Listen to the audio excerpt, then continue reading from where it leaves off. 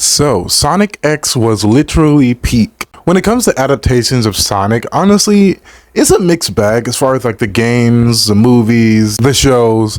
But out of all the shows I've ever seen as far as Sonic, none has been more faithful to the, well, I don't know, games universe than Sonic X. Sonic X has such a warm place in my heart, and I don't want to say it's completely nostalgia, but a lot of it is. I think they did a great job adapting most of the arcs, especially when it comes to Shadow and Sonic Adventure 2. I think they did a good job with that. And as far as the animation, for the most part, is pretty much, well, it's not bad. You know, could it be better? Yes. But on the whole of it, I think for the most part, I think the entire show is just a great ride. I think it's enjoyable for pretty much all ages, all fans of whatever era of Sonic you are a fan of. But there's one thing about the show I particularly don't enjoy, and that is most definitely the two worlds colliding type of thing. Especially when it comes to the second season, you know, having Chris still be a child and still have the mentality of a child, even though he's a grown adult when he just has a child body. I think that's really stupid. It's weird. I don't know why they couldn't just still have this character be here and not be a bratty kid. But honestly, the Chris storyline is like the one that just kind of ruins the show. Honestly, his involvement in the show just makes no sense. It doesn't need to be there. And Sonic acts very much like Goku a lot of times. Well, not entirely. He's more laid back. He's more smarter, obviously. And he has a personality trait that's just all around just pure Sonic. Like, apart from every other adaptation I've seen, the voice acting is superb.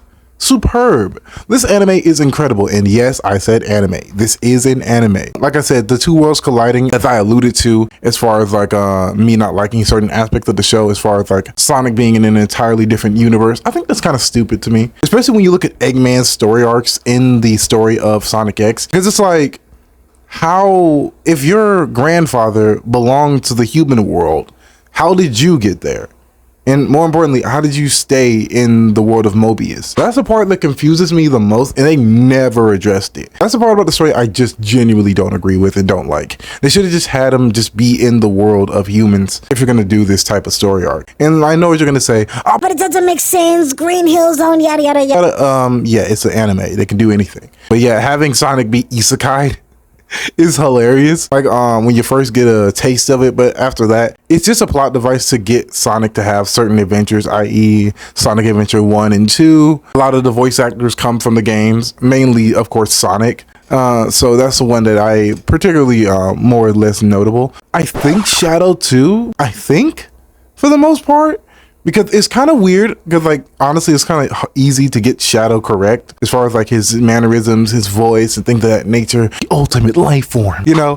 Obviously I'm a Shadow fan, obviously I'm a Shadow fanatic, you know what I'm saying. When it comes to his soundtracks, when it comes to his character arcs, people think he's just edgy Sonic when he's not. He's way more of a deeper character than that. I might definitely make a video on Shadow himself, not even just on Sonic X version of Shadow, but just Shadow as a whole, because there's a lot of misunderstandings when it comes to his character. But as a whole, I think Sonic X really does just give people exactly what they want. I think for the most part, the show pretty much fires on all cylinders, you know. I think for the most part, when they're doing the Metarex things, I think that's interesting. They did something interesting with Dark Sonic, which was cool. You know, I like the fact that he was getting powers from the fake emeralds and he was using that power. You know, you really rarely see Sonic actually be angry. I like that Eggman was the one to get Sonic back on his holier than thou stance, or not really holier than thou, but get him back on the good side, or less gloomy Gus, you know what I mean? Like, and I like the fact that they reference, I don't want you to be like another angry hedgehog that I know, which is really good, and I really like that they did that. You know, they give so much life to Eggman in Sonic X, and I think a lot of the times the games forget that his character's a lot more deeper than that. Like, he doesn't want to destroy the world, he wants to rule the world. Of course,